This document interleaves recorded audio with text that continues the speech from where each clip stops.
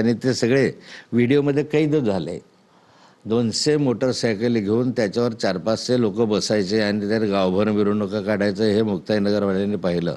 एकंदरीत या ठिकाणी हे दहशतीखाली झालेलं मतदान होतं हे स्पष्ट आहे. याच्यात तक्रारी निवडणूक आयोगाकडे त्या क्षणाला केलेली आहे आणि त्यानुसार निवडणूक आयोगाने फारशी काही त्याची दखल घेतलेली दिसत नाही, कारवाई केलेली दिसत नाही.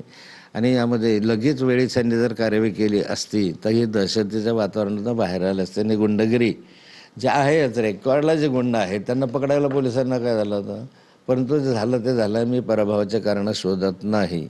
पराभव झाला हे मान्य धरूनच आपल्याला चालावं लागेल आणि त्या पराभवाचे कारणही त्यांना बदललेलं आहे आणि बदलण्याच्या बाबतीमध्ये आम्ही सगळेजण ताकदीने करू शकतो हा विश्वास रुळेकरांच्या मनामध्ये होता.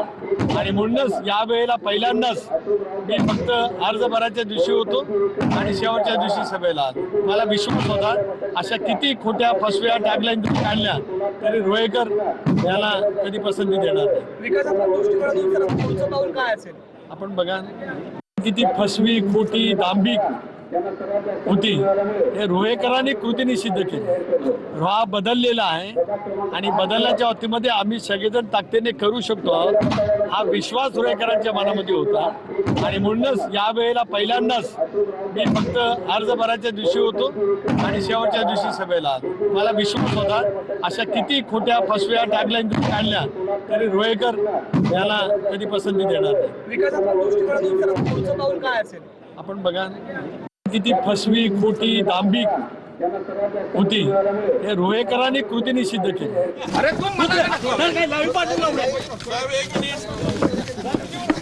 पाहतोय कागलमध्ये एक वेगळी आघाडी पाहायला मिळालेली होती आणि या आघाडीचा या ठिकाणी विजय झाल्याचं आपण पाहतोय.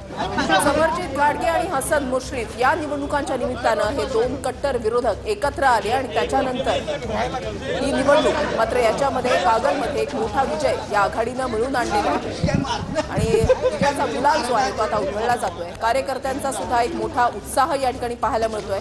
समरजित घाटगे आणि हसन मुश्रीफ हे दोघेही एकत्र. मध्ये कार्यकर्त्यांच्या जल्लोषात हसन मुश्रीफ आणि समरजित घाटगे सहभागी झाल्याचं पाहायला मिळालं. त्यांनीही गुलाल उधळला. इकडे डहाणू नगर परिषदेमध्ये गड आला पण सिंह गेला अशी परिस्थिती आली आहे. डहाणू मधले अपडेट्स आपण पाहताय तर इकडे बीडमध्ये भाजप नेते योगेश क्षीरसागर यांच्या पत्नीचा विजय झालेला आहे. बीडमधल्या प्रभाग क्रमांक 15 मधून सारिका क्षीरसागर या विजयी झाल्या. बीडमध्ये योगेश क्षीरसागर यांनी दादांच्या राष्ट्रवादीतून